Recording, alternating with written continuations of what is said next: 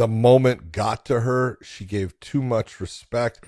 It was overwhelming. She didn't throw. Is exactly what you said. She, just no output. How are you expecting to win if you're not fucking throwing things back at her? Setting things up, making things happen. You've got to go. This is your chance. This is it. You have been waiting for this. Now's your opportunity. And you just let it go by. Yeah. We've seen this too many times. You know what's funny is one of the things that sticks out to me when it comes to getting caught up in the moment and just letting it pass you by was Douglas Lima said he did that in his first fight with Roy McDonald. He's like, oh, it's Roy McDonald. He got in there. He's like, he just kind of froze. He's like, yeah. And he was the champ. Yeah. And he just was thinking to himself, no, this guy's good. He does this. I've been watching him. He's like, in the second fight, just showed him less respect and went out there and just look what happens. Yeah, it can happen, man. It can happen. I did this. It's funny because I did something very similar with with my first fight with Gil. I went out there and just tried to go after him, take it to him, because we'd already sparred before, we'd already trained before. I knew what he was capable of, and you weren't going to get it done just, waiting around, because he was just going to fucking chew you up, start bullying you around. So you had to take it to him. And with Amanda, I feel like that's why Juliana Pena had such success in the first fight. That's exactly why. Just try to take it to her, get in her face, let her know that you're there, talk shit to her while you're fighting. And that throws you off. But you know what's funny is Amanda looked good last night. She looked good in her last fight against Juliana Pena. She looked good. She looked sharp. But what? But why? Why are you leaving? I know family stuff. I get it. No, but you're not going to be able to make this money. Does she need that money? I mean, look, I hate to break it to people, man, but 2 kids is fucking expensive. So she's got a second one coming. So let's be real. Let's be honest. I mean, but yeah, and what you're saying is the one thing I don't want to see. I don't want to see her sit out for 3 years and come back. Don't do it. Don't do it. Don't sit out and then come back. It's not going to be the same. You're not going to be the same. No. I love the fact that she retired off of this. Incredible career, especially in the last, span of 14 fights or so. Just remarkable. 1 loss against great competition at times. And she looked good against Aldana. I was very surprised that she decided. She did the first, takedown and just let her get up. And I was like, wow, you want to be on the feet with her. And then as the fight went on, I went, well, that's because you realize what's going to happen a lot better than I did.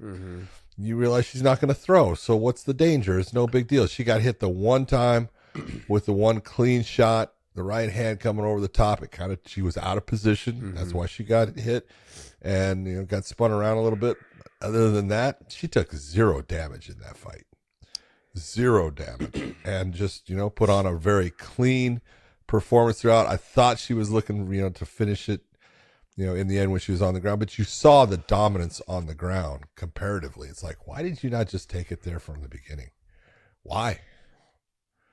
I think she just she felt comfortable on the feet. Yeah. There was when you realize someone's not pulling the trigger, there's no threat. There's no threat. I mean, Aldana needed a Rocky moment.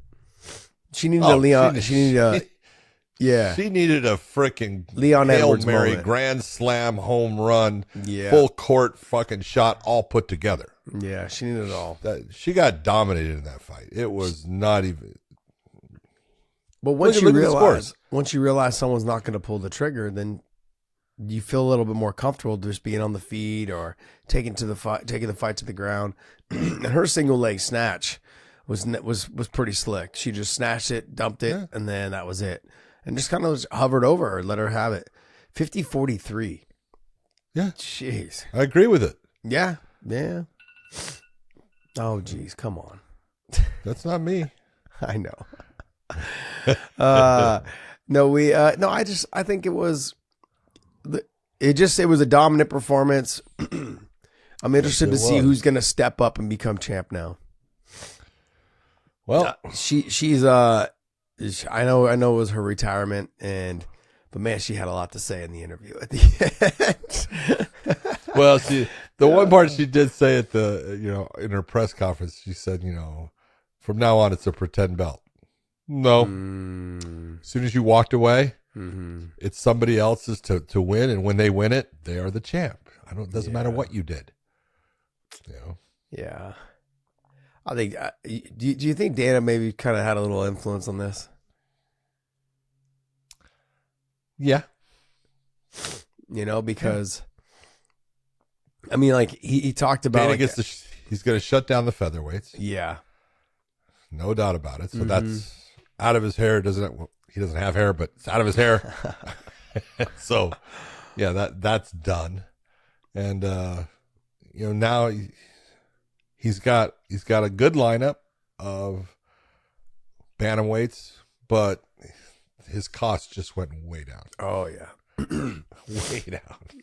Well, I mean, I think what you'll have now is Juliana Pena versus Raquel Pennington for the vacant title, huh? Probably. Probably. And then I can't believe Holly's still at number 3.